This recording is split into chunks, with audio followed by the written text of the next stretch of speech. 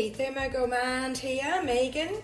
I'm making hot dog rolls today, and I've already made my dough, of course, and proved it. It's about 700 grams of flour in this recipe. It's based on my flat hamburger buns. So what I've done is I've weighed the dough on the Thermomix. I just pop a bowl on top and tear it and weigh the complete dough.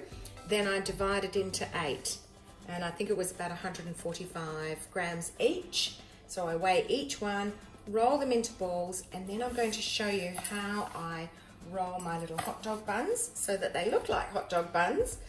What I do is I get my dough and I press. Okay, this is the way that you can get it to do what you want. So it's not going to roll back on you. Try to make a rectangle shape as much as possible. Keep pressing, basically. Now the recipe will be on my blog, thermogourmand.com.au. So what I do is I bring the top bit down, and you can see I've rolled and pressed.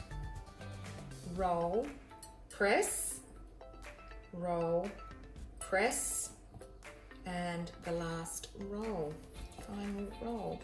There we have our beautiful little hot dog bun, and it will go on the tray next to my other ones, leaving a little gap.